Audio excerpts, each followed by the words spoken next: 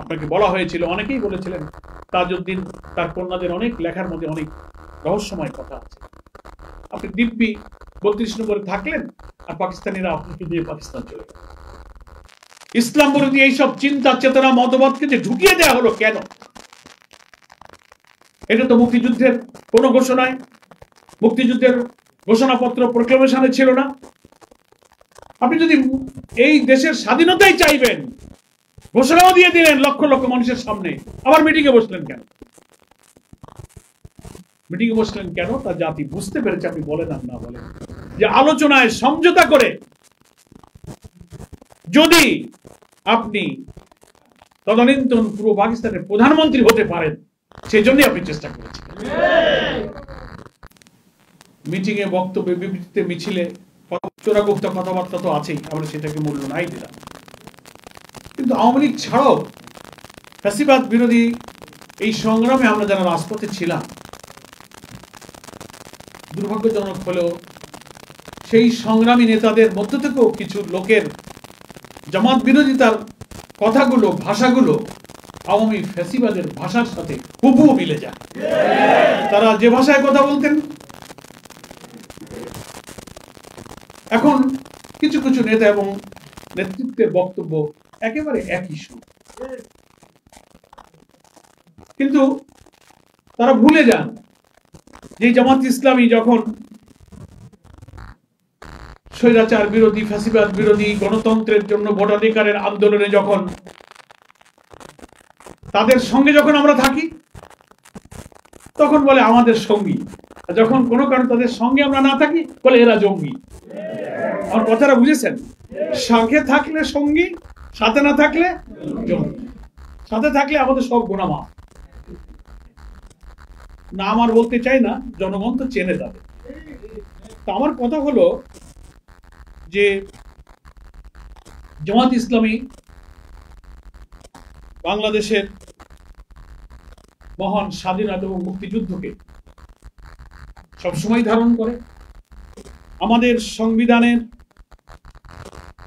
ভূমিকাতে ঘোষণা দিয়ে আমরা বলেছি, বাংলাদেশের জনগণ ও বীর মুক্তিযোদ্ধাদের বীরত্বপূর্ণ সংগ্রামের মধ্য দিয়ে বাংলাদেশ বিশ্বের মানচিত্রে স্বাধীন সার্বভৌম জাতিরাষ্ট্রের যে মর্যাদা লাভ করেছে, আমরা সেই বীর মুক্তিযোদ্ধাদের সাথে আমাদের গঠনতন্ত্রের ভূমিকায়, বীরত্বপূর্ণ ভূমিকার জন্য গর্ববোধ করেছি, তার ঐতিহাসিক স্বীকৃতি প্রদান করেছি। এবং জামাত ইসলামের কোন সদস্য হতে গেলে আমাদের গঠনতন্ত্রের ধারা 9 পরিষ্কার বলা আছে, দেশের স্বাধীনতা এবং সার্বভৌমত্বের জন্য একজন সদস্য সর্বোচ্চ ত্যাগ স্বীকার করেছেন। গণমাধ্যমের ভাইদের কাছে গণতন্ত্র আছে, আপনি ওয়েবসাইটে সার্চ দেবেন, আমরা সেখানে। কিন্তু একটা নয়, কয়েকটা প্রশ্নের নিষ্পত্তি হয়নি। যারা জামাত ইসলামী আর মুক্তিযুদ্ধকে মুখোমুখি দাঁড় করান, তাদের কাছে আমার আজকে কয়েকটা প্রশ্ন আছে। তার আগে একটা প্রশ্ন আমি এই করি যে আজকে যে মহান স্বাধীনতা দিবস আমরা উদযাপন করছি 26শে মার্চ, 25শে মার্চের কালো রাত্রে পাকিস্তানি হায়নারা আমাদের এই জন্মভূমির বীর সন্তান এর উপরে ঝাঁপিয়ে পড়লো, হামলে পড়লো, হত্যা করলো, গুলি চালালো পাকিস্তানি সেনা। এবং 26-এর 25-এর রাতের শেষ হলে শেখ মুজিবকে যে গ্রেফতার করা হলো না, উনি আত্মসমর্পণ করে চলে গেলেন, তা নিয়ে ইতিহাসের বিতর্ক কিন্তু এখনো মীমাংসিত হয়নি। তার আগে বড় প্রশ্ন, রেসকোর্স ময়দানের ঐতিহাসিক ভাষণে উনি 7ই মার্চ দিলেন, বাংলাদেশের ঘরে ঘরে সে ভাষণ বাজানো হয়। সেখানে তিনি বলেছিলেন, এবারের সংগ্রাম স্বাধীনতার সংগ্রাম, এবারের সংগ্রাম আমাদের মুক্তির সংগ্রাম। তাহলে সেই দিন তো স্বাধীনতার ঘোষণা আপনি দিয়ে দিয়েছেন, এখন সংগ্রাম আপনি স্বাধীনতা আর মুক্তির পথে ঐতিহাসিক 7ই মার্চের সরোয়ার্দী উদ্যানের ভাষণে আপনি দিয়ে দিয়েছেন। তাদের ভাষায় একজন স্বাধীনতার সংগ্রামের নেতৃত্বদানকারী ব্যক্তি যখন দেশবাসীর সামনে স্বাধীনতার সংগ্রাম, মুক্তি সংগ্রামের চূড়ান্ত ঘোষণা যদি দিয়ে দেন, তারপর থেকে আবার সেই হামলাকারী হায়না পাকিস্তানি শাসকদের সাথে আলোচনায় বসলেন কেন? এই প্রশ্নের জবাব আজও আওয়ামী লীগ দেয়নি। সেই 7ই মার্চের পর থেকে নিয়ে 23শে মার্চ পর্যন্ত আপনি যে প্রেসিডেন্ট হাউজে এহিয়া খান সহ পাকিস্তানি শাসক গোষ্ঠীর সাথে শেখ মুজিবুর রহমান দফায় দফায় কি আলোচনা করেছেন, কি বক্তব্য রেখেছেন, জাতির কাছে সেই ইতিহাস কিন্তু এখনো অপ্রকাশিত ও রহস্য। আপনি যদি এই দেশের স্বাধীনতাই চাইবেন, ঘোষণাও দিয়ে দিলেন লক্ষ লক্ষ মানুষের সামনে, আবার মিটিংয়ে বসলেন কেন? মিটিংয়ে বসলেন কেন? তা জাতি বুঝতে পেরেছে, আপনি বলেন আর না বলেন, যে আলোচনায় সমঝোতা করে যদি আপনি তদানীন্তন পূর্ব পাকিস্তানের প্রধানমন্ত্রী হতে পারেন, সেই জন্যই আপনি চেষ্টা করেছেন। স্বাধীনতায় যদি আপনার লক্ষ্য থাকতো 7ই মার্চের ঘোষণায়, ওই ঘোষণা যদি সিনসিয়ারলি থাকতো, তা আপনি আর পাকিস্তানি এই প্রেতাত্মা হায়নাদের সাথে আলোচনায় আপনি আর বসতেন না। আলোচনায় প্রমাণ করে আপনার মধ্যে কিন্তু গোপন রহস্য ছিল। দেন আর একটা প্রশ্ন, পৃথিবীর কোন মুক্তি সংগ্রামের বিপ্লবী নেতা তার প্রতিপক্ষের কাছে কখনো আত্মসমর্পণ করে ধরা দেয়নি। লড়াইয়ের ময়দানে থেকেছেন, মুক্তিযুদ্ধ করেছেন, গেরিলা যুদ্ধ করেছেন, রাজপথে লক্ষ লক্ষ মানুষকে সংগ্রামে গুলির মুখে ছেড়ে দিয়ে সে কখনো আত্মসমর্পণ করে পালিয়ে যায়নি। আপনাকে বলা হয়েছিল, অনেকেই বলেছিলেন, তাজউদ্দিন তার কন্যাদের অনেক লেখার মধ্যে অনেক রহস্যময় কথা আছে। আপনি দিব্যি 32 নম্বরে থাকলেন, আর পাকিস্তানিরা আপনাকে দিয়ে পাকিস্তান চলে গেল। কেন গেল? আপনার সব নেতারা গ্রামে গঞ্জে মাঠে ঘাটে ছড়িয়ে নিজেরা চরম নিরাপত্তাহীন হয়ে গেল, আপনি নিরাপদে তাদের সাথে চলে গেলেন। ওনারা প্রচার করেন, গ্রেফতার করে নিয়ে গেল, ফাঁসি হলো, কবর করা হয়েছিল, এ নিয়ে বহু গল্প আছে, আমরাও অনেক ইতিহাস পড়েছি। ফলে এইসব প্রশ্নের মীমাংসা ওনারা করেন। আমরা বাংলাদেশ জামাত ইসলামী মনে করি, পুরনো স্বাধীনতার এই সংগ্রামের মধ্যে আওয়ামী লীগের মধ্যে যারা ভারত চলে গেলেন, তাদের মধ্যে কত ভাগ হয়েছিল, কত বিতর্ক হয়েছিল। মৌলানা ভাসানী গিয়েছিলেন, তিনি কেন ফেরত আসলেন, তোফায়েল সাহেব, তাজউদ্দিন সাহেব, শেখ মুজিব, কি কি ইস্যু নিয়ে বিতর্ক হয়েছিল, আলাদা হলো, মুক্তি বাহিনী হয়ে আরেকটা মুজিব বাহিনী কেন হলো, তার মধ্যে কি তাত্ত্বিক দ্বন্দ্ব ছিল, এসব ইতিহাস এখন সাক্ষী। ফলে আপনারা যে সেখানে সাম্য, মানবিক মর্যাদা, সামাজিক সুবিচারের যে ঘোষণা দিলেন, সেখানে যে প্রত্যাশা করা হয়েছিল স্বাধীনতা, 54 বছর পার হয়ে আজ 55তে আমরা শুরু করেছি, আমাদের মধ্যে সেই মূল 3টি প্রত্যাশা কিন্তু এখনো পূরণ হয়নি। কারণ ক্ষমতায় এসে তারা দেশকে দিল্লির তাবেদারে পরিণত করেছে, ভারতীয় আধিপত্যবাদের কাছে তারা দাসখত দিয়েছিল। যেভাবে তারা এটাকে চালাতে চেয়েছিল, এবার তাদেরকে সেভাবেই চলতে হয়েছে। এবং একটা প্রশ্ন, যে আমাদের সংবিধানে ধর্মনিরপেক্ষতা, সমাজতন্ত্র, ইসলাম বিরোধী এইসব চিন্তা চেতনা মতবাদকে যে ঢুকিয়ে দেওয়া হলো কেন? এটা তো মুক্তিযুদ্ধের কোন ঘোষণায়, মুক্তিযুদ্ধের ঘোষণাপত্র প্রক্লেমেশনে ছিল না। 66-র 6 দফায়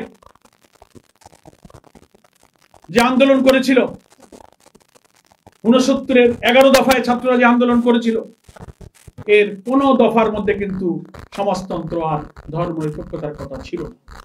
পরিকল্পিতভাবে এই নাস্তিক্যবাদী মতাদর্শকে ভারতের ডিকটেশনে বাংলাদেশের সংবিধানে ঢুকানো হয়েছে। বাংলাদেশের সংবিধান রচনা হয়েছে কখন? 1972 সালের নভেম্বরে, 4 নভেম্বর 72 সালের 4 নভেম্বর বাংলাদেশ সংবিধান হয়েছে। ডক্টর কামালকে বলা হয় বাংলাদেশের সংবিধান প্রণয়নকারীদের একজন অন্যতম। তার আগে কি হয়েছে দেখুন। তার আগে ভারতে স্বাধীনতা যুদ্ধের পর শেখ মুজিব যখন গেলেন এবং সেই সফরের পরে তিনি একটা বক্তৃতা করে আসলেন কলকাতায়, সেখানে তিনি একটা বক্তব্য দিয়েছিলেন। আমি সেই বক্তব্যটা হুবহু কোট করছি। নিউ ইয়র্ক টাইমসের 12 জানুয়ারি তারিখের 10 জানুয়ারি নয়াদিল্লিতে জনসভায় শেখ মুজিব এই বক্তব্য রেখেছিলেন। নিউ ইয়র্ক টাইমস বলছে, he said his country would be founded on the same principle as India, অর্থাৎ তার রাষ্ট্র প্রতিষ্ঠিত হবে ভারতের নীতিমালার ভিত্তিতেই, ইন্ডিয়ার নীতিমালার প্রিন্সিপালের ভিত্তিতেই শেখ মুজিবের রাষ্ট্র প্রতিষ্ঠিত হবে। তারপরে বলছেন Bangladesh stands for secularism, socialism and democracy, সমাজতন্ত্র, ধর্মনিরপেক্ষতা এবং গণতন্ত্র, এটি হবে বাংলাদেশের নীতি। এটা বক্তব্য দিয়েছেন 10ই জানুয়ারি 72, নয়াদিল্লিতে একটা জনসভা, এটা নিউ ইয়র্ক টাইমসে প্রকাশিত হয়েছে। 17ই মার্চ 72-এ ইন্দিরা গান্ধী ঢাকায় আসলেন এবং এক সমাবেশে ভারত বাংলাদেশ একই সাংবিধানিক মূলনীতিতে চলার কথা তিনি ঘোষণা করে গেলেন। উনি কলকাতায় গিয়ে বললেন, ইন্দিরা গান্ধী ঢাকায় এসে বললেন যে বাংলাদেশ আর ভারত সংবিধানের একই নীতিতে চলবে। তাহলে সংবিধান রচনা হলো নভেম্বরে, আর আপনি মার্চ মাসে, এপ্রিল মাসগুলোতে সংবিধান একই নীতিতে প্রণয়ন করার গ্রাউন্ড ওয়ার্কটা কিন্তু শেখ মুজিব আর ইন্দিরা গান্ধী করতেছেন, যে এখানে সোশ্যালিজম ঢুকবে, এখানে সেকুলারিজম ঢুকবে। ধর্মনিরপেক্ষতা হচ্ছে প্রকৃতপক্ষে একটি ধর্মহীনতা। সোশ্যালিজম, মার্ক্সবাদ থেকে উদ্ভূত সমাজতন্ত্রের ধারণা হচ্ছে একটি নাস্তিকতাবাদ। সেটা আমাদের সংবিধানে প্রবেশ করে মুক্তিযুদ্ধকে নাস্তিকতাবাদ আর ইসলাম বিরোধিতার দিকে ঠেলে দিয়ে ইসলামের মুখোমুখি করে দেওয়া হয়েছে। সেজন্য আজকে এই সংবিধান নিয়ে অনেক প্রশ্ন উঠেছে। সংবিধানের মূলনীতি, প্রিয়াম্বেল, এই সমস্ত অনেক কিছু আমাদেরকে পরিবর্তন করতে হবে। প্রিয় ভাইরা আমার, আমরা সেজন্য মনে করি যে আমাদের এই স্বাধীনতা যথার্থই, মুক্তিযুদ্ধের সেক্টর কমান্ডার মেজর জলিল বই লিখেছেন এবং বক্তব্যে বলেছেন যে অরক্ষিত স্বাধীনতাই পরাধীনতা, একটা বই লিখেছেন। তিনি একজন সেক্টর কমান্ডার ছিলেন এবং স্বাধীনতার পরে মেজর জলিলই ছিলেন প্রথম রাজবন্দী, তাকে গ্রেপ্তার করা হয়েছিল। কেন? স্বাধীনতার পরে ভারতীয় বাহিনীর লুটপাট, এদেশের শিল্প, কল কারখানা থেকে যন্ত্রপাতি, অর্থ সম্পদ লুট করে বর্ডার দিয়ে সব ইন্ডিয়া চলে যাচ্ছিল। ভারতীয় বাহিনীকে এখান থেকে ফেরত দিতে বলা হয়েছে, তাদের লুটপাটের প্রতিবাদ করা হয়েছে, শেখ মুজিব তাকে গ্রেপ্তার। তিনি বাংলাদেশের প্রথম রাজবন্দী, একজন মুক্তিযোদ্ধা। তিনি তো আর জামাত ইসলামী করতেন, তিনি তো পরে জাসদের একজন প্রখ্যাত নেতা ছিলেন, সভাপতি ছিলেন, এবং তিনি বললেন যে স্বাধীনতা অরক্ষিত। মুক্তিযুদ্ধের আরেকজন সৈনিক বঙ্গবীর কাদের সিদ্দিকী নিয়ে অনেকে রাজনৈতিক কারণে নানান বিতর্ক তিনি করতে পারেন, সুযোগ আছে। বঙ্গবীর উপাধি তিনি পেয়েছেন। আপনারা কি জানেন এদেশের গণমাধ্যমের তো তিনি একবার বক্তৃতায় তিনি বলেছেন বাংলাদেশের উপরে ভারতীয় আধিপত্যের যে কালো থাবা, স্বাধীনতাকে মিসগাইড করে শোষণ জুলুম ভারতের বাজারে পরিণত করা হচ্ছিল, সেই সময় তিনি কিন্তু এক বক্তব্যে বলেছিলেন যে যদি স্বাধীনতার পরিণাম এই হবে, এটাই যদি স্বাধীনতা হবে, তাহলে এটা আমাকে বুঝতে পারলে আমি মুক্তিযুদ্ধে যেতাম। বাংলাদেশের গণমাধ্যম সাক্ষী। ফলে মুক্তিযুদ্ধটা যারা করেছেন, এই চেতনার ফেরি যারা করে বেড়াচ্ছেন, আমি তাদেরকে বলবো যে আপনারা আপনাদের রাজনৈতিক স্বার্থে, ক্ষমতার স্বার্থে এই দেশটাকে দিল্লির তাবেদার বানিয়ে তার কাছে বিক্রি করার জন্যই আপনারা কিন্তু চুক্তিবদ্ধ হয়েছিলেন তদানীন্তন দিল্লির কাছে। এটা সেদিন বাংলাদেশের প্রকৃত স্বাধীনতা অর্জিত হয়নি। যে কারণেই 24 জুলাইয়ের ছাত্র গণ অভ্যুত্থানের বাংলাদেশের কোটি কোটি মানুষ স্বস্তির সুরে বলেছে এটাই হচ্ছে আমাদের দ্বিতীয় স্বাধীনতা, অর্থাৎ সাম্য, মানবিক মর্যাদা, সামাজিক সুবিচারের যে স্বপ্ন এবারই আমাদেরকে পূরণ করতে হবে। এই জন্যই এটাকেই সেকেন্ড ইন্ডিপেন্ডেন্ট বলা হয়েছে। প্রিয় ভাইরা আমার, আর একটা কথা আমি বলতে চাই যে স্বাধীনতা দিবসকে আমরা সম্মান করি, আমরা শ্রদ্ধা করি। 1979 সালে বাংলাদেশ জামাত ইসলামী নামে স্বাধীনতার পর প্রথম আমাদের যাত্রা শুরু। এই স্বাধীনতাকে, মুক্তিযুদ্ধকে, এই প্রিয় জন্মভূমি, এখানে আমরা জন্মগ্রহণ করেছি, এখানেই আমরা মরব, এই দেশেই আমরা আল্লাহ তাআলার দ্বীনকে কায়েম করব। আমরা ইমানের প্রয়োজনে, ইসলামের প্রয়োজনে, মাতৃভূমির প্রতি ভালোবাসার প্রয়োজনে আমরা এই দেশকে ভালোবাসি, আমরা স্বাধীনতাকে ভালোবাসি। আমরা জানি এদেশে যারা দিল্লির তাবেদারি করে দাসখত দিয়ে রাজনীতি করেন, এদেশে কিছু হলে তারা ভারতে পালাতে পারবেন, অন্য জায়গায় চলিয়ে যেতে পারবেন, কিন্তু ইসলামী আন্দোলন কর্মীদের দুনিয়ার কোথাও যাওয়ার জায়গা নেই। চারিদিকে আধিপত্যবাদী একটি রাষ্ট্র, একদিকে বঙ্গোপসাগর। ফলে যে ভূখণ্ডকে আমরা ইমানের দাবিতে আল্লাহ তাআলা দিন বিজয়ী করার জন্য বেছে নিয়েছি, সেই ভূখণ্ডকে আমরা ইমানের কারণে, আদর্শিক কারণেই ভালোবাসি। এই কারণে আমরা মনে করি ইসলামই হচ্ছে আমাদের স্বাধীনতার আসল গ্যারান্টি।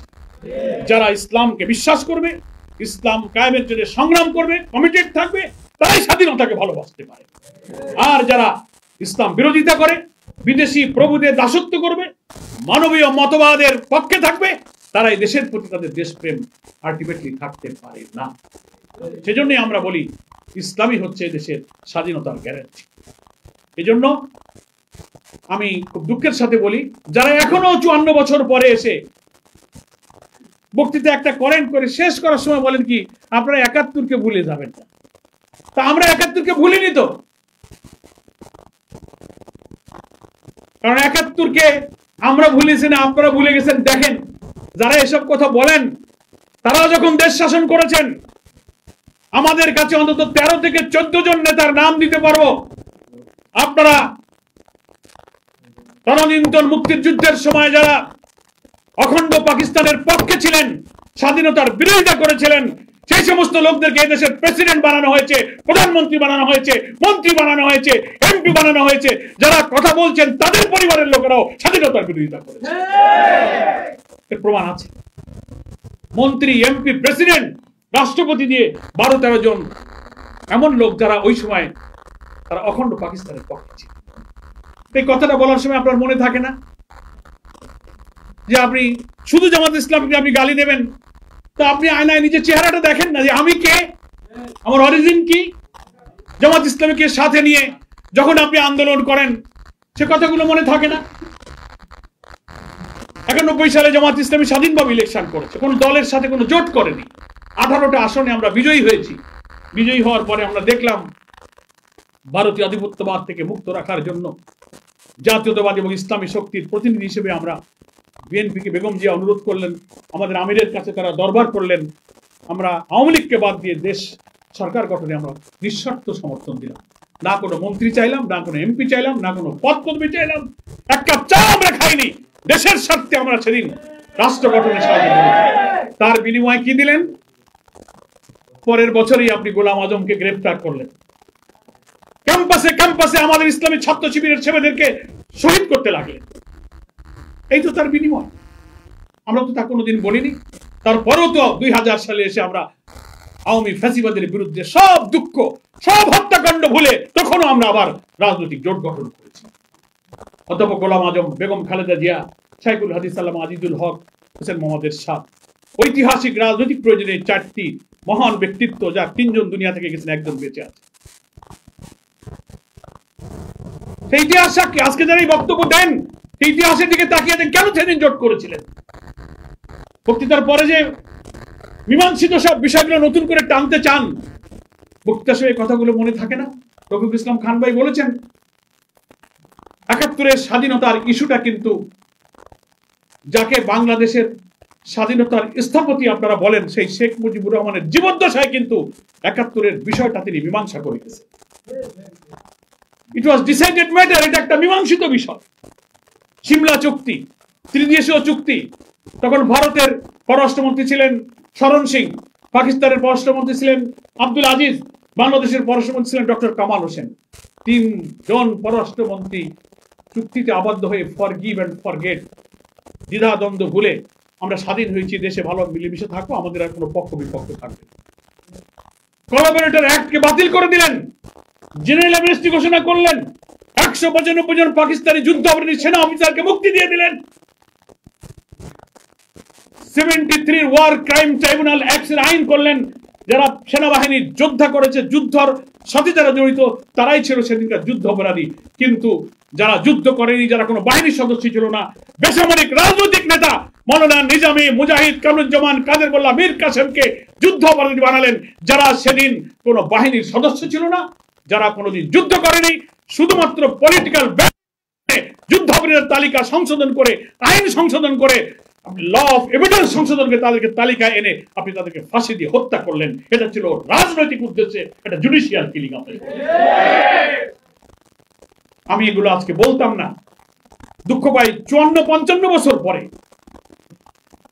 শেখ মুজিবুর রহমান কর্তৃক মীমাংসিত ব্যাপারের পরে আজকে আবার নতুন করে আপনি জাতিকে বিভক্ত করার জন্য, ভাই আমাদের অনেক পরে মালয়েশিয়া সিঙ্গাপুরের মতো দেশেরা স্বাধীন হয়েছে। সবসময় রাজনৈতিক প্রশ্নে অনেক বিভক্তি থাকতে পারে, পক্ষে বিপক্ষে। স্বাধীনতার পরে সবাই কিন্তু একসাথে মিলেমিশে দেশ গড়ে। কিন্তু আমরা 54 বছর পরেও শুধুমাত্র দলীয় হিরো স্বার্থে আমরা মীমাংসিত বিষয়গুলোকে টেনে এনে ক্ষত সৃষ্টি করে জাতির মধ্যে বিভক্তি এবং অনৈক্য তৈরি করার চেষ্টা করছি। এই জাতিকে গড়া যাবে না। এই জন্য আমরা বলি, জুলাইয়ের গণ অভ্যুত্থানে যে জাতীয় ঐক্যের ইস্পাত কঠিন নমুনা আমরা দুনিয়াকে দেখিয়েছি, আসুন সেই জাতীয় ঐক্যের ভিত্তিতে আমরা এই দেশটা আর একবার গড়ার জন্য পরিশ্রম করি, প্রচেষ্টা করি। ফ্যাসিবাদ বিরোধী সংগ্রামের সকল রাজনৈতিক দলের কাছে আমার আকুল আবেদন থাকবে, আসুন নিজেদের এই বিভেদ বিতর্ক টানার দরকার নাই। আপনি যখন দাঁড়িয়ে এই পুরানো ইস্যু নিয়ে কথা বলবেন জামাত ইসলামের বিরুদ্ধে, আয়নায় দাঁড়িয়ে আপনি আপনার রাজনৈতিক ইতিহাসটা একটু দেখবেন। আপনার মুরব্বীরা কি বলে গেছেন? তারা জোট করার সময়, রাজনীতির সময়, ভোটের সময়, সরকার গঠনের সাহায্যের সময়, রাষ্ট্রপতি নির্বাচনের সময় আন্দোলনে একসাথে হাতে হাত ধরে গুলির মুখে জীবন দিয়ে যখন লড়াই করেছেন, তখন এইসব পুরনো কথা মনে ছিল না? এই কথাগুলো আয়নায় দাঁড়িয়ে একটু ভাববেন। আমরা সব রাজনীতিরা বক্তৃতা করার সময় একটা নীতিগত কথা বলে থাকি, ব্যক্তির চেয়ে দল বড়, দলের চেয়ে দেশ বড়, বলি না? এই কথাটা বলার সময় আমরা বলি, কিন্তু কার্যত দেশের চেয়ে দল বড়, দলের চেয়ে ব্যক্তি বড় কথা কাজে কিন্তু সেটাই এখন অনেকেই দেখাচ্ছে। একথা কেন বলেন? আমি বলবো, হ্যাঁ, দল ভিন্ন হলে ভিন্ন ভিন্ন মত থাকতে পারে, কিন্তু জাতির ন্যাশনাল কিছু কমন ইস্যু তো আছে। আমার স্বাধীনতা, আমার অখণ্ডতা, আমার আধিপত্যবাদ বিরোধী চেতনা, দুর্নীতিমুক্ত সমাজ, সততা, ন্যায়নিষ্ঠবান, সাম্য, সামাজিক সুবিচার, ন্যায় নীতির রাষ্ট্র প্রতিষ্ঠা, এ ব্যাপারে তো কোনো দলের মধ্যে দ্বিমত নাই। আমরা এই জায়গায় এক থাকি। চট করে কিছুদিন পর, যতদিন ওই যে আমি আবার বলেছি, যতদিন আমি আপনার সঙ্গে থাকি তখন আমি আপনার সঙ্গী, যেই থাকি না সেই জঙ্গি। এই স্লোগানটা ভুলে যান। এখন আর এই 54 বছর পরে এই নতুন নিউ জেনারেশন আপনার এই ভাঙা রেকর্ড বাজালে এই গান আর জাতি শোনে না। এটা মানুষ আর খায় না। ওরাই তো দেখেছে 91, ওরা 2001 দেখেছে, ওরা দেখেছে। এগুলো পুরনো গান মানুষ শুনতে চায় না। ওই গাজী কালু, চম্পাবতী, সিরাজউদ্দৌলার গানের রেকর্ড শুনতাম ছোটবেলায়। এখন ওই গান বাজালে কি নতুন প্রজন্ম শোনে? এখন নতুন গান বাজান, ওই পুরনো গান আর এই জাতি শুনতে চায়। এই কথাগুলো বলতে আমার দুঃখ লাগছে। সব রাজনৈতিক ফ্যাসিবাদ বিরোধী সংগ্রামের সাথীরা আমাদের ভাই, আমরা মিলেমিশে একসাথে থাকতে চাই। এই দুঃখ থেকে কথাটা বলছি, আসুন দেশ গড়ার এখনো সুযোগ সময় আছে। আমরা যেন জাতিকে বিভক্ত করার কোনো ইস্যু যেন উস্কে না দিই, এটা আমাদের খেয়াল রাখবে। যিনি বক্তৃতা করবেন তিনি তার প্রিভিয়াসটা নিয়ে ভাববেন। আমি, আমার পরিবার, তাদের সাথে আমার বন্ধুত্ব, তাদের সাথে রাজনীতি করেছি, তখন কি ব্যাখ্যা দিয়েছি, এখন আবার আরেকটা কি ব্যাখ্যা দিচ্ছি। এগুলো তো সব আওয়ামী চরিত্র। আওয়ামী লীগের লোকেরা এইসব ইস্যু টেনে এনে আলেম ওলামা, হাজার হাজার লোককে কারাগারে ঢুকিয়েছে। আলেম ওলামা, পীর, মাশায়েখ সমস্ত ব্যক্তিদেরকে ফাঁসি দিয়েছে, জঙ্গি বলেছে, মুক্তিযুদ্ধের ইস্যু টেনে এনেছে। যখনই ভারতীয় আধিপত্যবাদী আগ্রাসনের বিরুদ্ধে আমরা কথা বলি, বলে এরা জঙ্গিবাদ। সেজন্যই তো এই যে তুলসী গ্যাবার্ড, মার্কিন যুক্তরাষ্ট্রের যিনি ইন্টেলিজেন্সের চিফ, ইন্ডিয়া এসে কথা বললেন আর ভারতীয় গণমাধ্যম ফলো করলো। সংখ্যালঘুরা তাদের ভাষায় নিরাপদ নয়, এটা ট্রাম্প কার্ড চালায় দিয়ে দেশকে অস্থির করার চেষ্টা করল। আজকে গণমাধ্যমে দেখেছেন আপনি, ইন্ডিয়া টুডেতে নিউজ ছাপা হয়েছে। ভারতের পত্রিকা তারা বলছে বাংলাদেশের আভ্যন্তরীণ ব্যাপার, ইউনূসের বিরুদ্ধে গণ অভ্যুত্থান হতে যাচ্ছে, সেই অভ্যুত্থানের ব্যাপারে সেনাবাহিনীতে জরুরি সামরিক বাহিনীর মিটিং হয়েছে। এইসব ভুয়া কথাবার্তা, ভুয়া সাবজেক্ট আমি কোথা থেকে পাই? আর এই নিউজগুলো ছেপে দিয়ে বাংলাদেশের অন্তর্বর্তীকালীন সরকার যে আর দেশ চালাতে পারছে না, তারা ব্যর্থ, হাসিনা ছাড়া এই দেশের আর শান্তি হবে না, এই থিম দেওয়ার জন্য কি এই সমস্ত নিউজ? ভারতীয় মিডিয়া এডিটোরিয়াল, পোস্ট এডিটোরিয়াল লিখে দুনিয়াকে বিভ্রান্ত করেন। আলটিমেটলি ভারতীয় আধিপত্যবাদী, দিল্লির আধিপত্যবাদী শক্তির কাছে সবচেয়ে বড় শত্রু হচ্ছে আমাদের দেশপ্রেমিক সেনাবাহিনী। আমাদের সেনাবাহিনী যদি মজবুত থাকে, ভারত এটা নিয়ে সন্তুষ্ট থাকে, তার স্বার্থ হাসিল করা। এই দেশকে ভালোবেসে আমাদের দেশপ্রেমী সেনাবাহিনী যদি দেশ এবং মানুষের সাথে মিশে থাকে, ওইটা দিল্লির আধিপত্যবাদী সহ্য হয় না বলে এখন তারা অভ্যন্তরের মধ্যে খোঁচা দিয়ে আমাদের মধ্যে একটা বিভেদ অনুপ্রবেশ করতে চায়।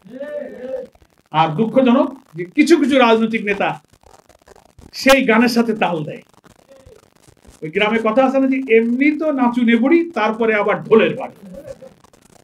দিল্লি একটা ঢোলের বাড়ি দেয়, আর এই দেশের নাচু নেবুড়িরা নাচে, নেচে তখন ওই সব পুরনো কাসুন্দি টানে। এটা স্বাধীনতার চেতনা না। আমাদের হাজার হাজার লক্ষ লক্ষ লোক মুক্তিযুদ্ধে যে জীবন দিয়েছে, রক্ত দিয়েছে, 24শে জুলাইয়ের গণঅভ্যুত্থানের রক্ত দিয়েছে একটা সুন্দর বাংলাদেশ গঠনের জন্য। আমি আশা করি আসুন আর যেন রক্ত দিয়ে, এক সাগর রক্ত দিয়ে আর আমাদের মানুষকে, পিতাহারা, স্বামীহারা, সন্তানহারা মানুষের এই অশ্রু, এই রক্ত যেন আর দেখতে না হয়। সামনে জাতীয় নির্বাচন। গতকালকে প্রধান উপদেষ্টা জাতির উদ্দেশ্যে ভাষণে তিনি নির্বাচনের একটা টেন্টেটিভ আইডিয়া আবার দিয়েছেন। বলছেন যে ডিসেম্বর থেকে জুন। আমরা পরিষ্কার বলতে চাই, জামাত ইসলামী প্রথম থেকেই বলেছে নির্বাচনের কোন মাস, ক্ষণ, দিন, বছর জামাত ইসলামী কখনো বেঁধে দেয়নি। আমরা বলেছি এই সরকারের টেন্টেটিভ আইডিয়ায় তিনি যখন নির্বাচন করতে প্রয়োজনীয় সংস্কারগুলো শেষ করে নির্বাচন অবাধ, নিরপেক্ষ এবং গ্রহণযোগ্য করার মতো করে নির্বাচন যখনই উনি করতে পারবেন, আমরা সেই নির্বাচনে রাজি আছি। জামাত ইসলামী সেই নির্বাচনে প্রস্তুত। আমি খুব তাড়াহুড়ো করলাম অথবা লম্বা সময় দিলাম, নির্বাচন যদি আবার সেই 14, 18, 24-এর মতো হয়, তো আমার এই সময় দিয়ে তো কোনো লাভ নাই। ফলে time is not important. Important হচ্ছে ইলেকশনটা নিরপেক্ষ হবে কিনা। তার আগে এই মানবতা বিরোধী অপরাধ যারা করেছে, হাজার হাজার লোককে যারা খুন করেছে, মৃত লাশ আগুনে পুড়িয়ে যারা ছাই করেছে, হেলিকপ্টার থেকে শিশুকে যারা হত্যা করেছে, এই ইতিহাসের বর্বরতম খুনিদেরকে ট্রাইব্যুনালে যে মামলা হয়েছে, বিচার শুরু হয়েছে, এই বিচার দৃশ্যমান হওয়া চাই। বিচার না করে অপরাধীদেরকে আপনি যদি শাস্তি না দিয়ে আপনি নির্বাচনের নামে তাড়াহুড়ো করে পার হয়ে যেতে চান, বলা যায় না আধিপত্যবাদী শক্তিরা কিন্তু এখানে আবার স্পেস খুঁজে নেবে। কত দুঃখ দেখেন, আমাদের এই বন্ধুরা বলতেছেন ইনক্লুসিভ ইলেকশনের নামে ওনারা আওয়ামী লীগকে অ্যাডজাস্ট করতে চান। এই 6-7 মাসেই আপনি ভুলে গেলেন কি করেছেন। এখনো তো গণমাধ্যমে, টেলিভিশনে সেই ভিডিওগুলো, লাশগুলো গাড়ি থেকে কি করে ফেলছে, কি করে গুলি করছে, আমার ছাত্ররা কি করে আহাজারি করছে ফুটপথে, সেই দৃশ্য আপনি 7 মাসে ভুলে গেলেন। আপনি এক্ষুনি বলেন আওয়ামী লীগকে আপনি অ্যাডজাস্ট করবেন। বিচার হবে, জনগণ সিদ্ধান্ত নেবে তাদের কি হবে। তারা যে অপরাধ করেছে এই আইনে তাদের বিচার করা ছাড়া আপনি এই দেশের রাজনীতির আভ্যন্তরীণ সুস্থ পরিবেশ কখনো ফিরাতে পারবেন না। ফলে প্রয়োজনীয় সংস্কার চাই, মানবতা বিরোধী অপরাধীদের বিচার চাই, তারপরে আমরা গ্রহণযোগ্য নির্বাচন চাই। সরকারকে তার যথার্থ সময় উপযুক্ত সংস্কার শেষে তিনি যখন নির্বাচন করতে পারবেন, সেই নির্বাচনে অংশগ্রহণের জন্য জামাত ইসলামী প্রস্তুত আছে। আমরা কোনো অস্থিরতা তৈরি করতে চাই না। আমরা ঐক্যমত্য কমিশনের কাছে আমাদের মতামত দিয়েছি, সব দল দিচ্ছেন, আমরা সহযোগিতা করতে রাজি আছি। আমরা আশা করি সংস্কারের মৌলিক ইস্যুতে আসুন, নিজেরা একটু ছাড়ছাড় দিয়ে হলেও, ওই যে বলি যে ব্যক্তির চেয়ে দল বড়, দলের চেয়ে দেশ বড়, তা এখন দেশপ্রেমের পরীক্ষার টাইম এসে গেছে। দেশের প্রয়োজনে আসেন একটু ছাড় দেই, স্যাক্রিফাইস, কম্প্রোমাইজ, দুইটা কথা আছে, ঠিক আছে না? প্রয়োজনে একটু স্যাক্রিফাইস করবো, প্রয়োজনে একটু কম্প্রোমাইজ করে ঐক্যমতের মৌলিক ইস্যুতে যেন আবার বিভেদ তৈরি করে বাংলাদেশে রাজনীতির দিগন্তে কোনো কালো মেঘ যেন আমরা তৈরি না করি। সুস্থ পরিবেশে আসুন, সব দল মিলে আমরা কে কতটা ছাড় দিতে পারি সরকারকে সহযোগিতা করে, ন্যাশনাল কনসেনসাস কমিশন হয়েছে, কমিশনকে সহযোগিতা করে একটি অবাধ নিরপেক্ষ নির্বাচনের দিকে যদি যেতে পারি, তাহলে 26শে মার্চের মহান স্বাধীনতার যে লক্ষ্যে আমাদের মুক্তিযোদ্ধারা রক্ত দিয়েছিল, দ্বিতীয় স্বাধীনতার পরে নতুন এই সংগ্রামের মধ্য দিয়ে আমরা সেই স্বপ্ন, ওই মুক্তিযুদ্ধের আমরা ইনশাল্লাহ পূরণ করতে পারবো। ঢাকা মহানগরী দক্ষিণের আয়োজিত এই আলোচনা সভায় সকলকে আমি আবারও ধন্যবাদ জানিয়ে গোটা দেশবাসীর কাছে আমার আবেদন থাকবে, আসুন কোন বিভ্রান্তি, কোন অনৈক্য, কোন বিভেদমূলক বক্তব্য যারা দেবেন, এদেশের জনগণ অতীতেও এটা পছন্দ করেনি। যারাই সংখ্যালঘুদের কার্ড, ৭১-এর কার্ড নিয়ে বাংলাদেশের রাজনীতির চেতনা নিয়ে খেলতে চেয়েছেন, শেখ হাসিনাকেও কিন্তু বিদায় নিতে হয়েছে। যারা এই কার্ড নিয়ে, জামাত ইসলামীকে নিয়ে, আগুন নিয়ে যারা খেলবেন, তাদেরকে নির্মমভাবে কিন্তু বিদায় নিতে হবে, মনে রাখবেন। এই সমস্ত কার্ড নিয়ে খেলবেন না। আপনাদের সকলের কাছে আবারও বিনয়ের সাথে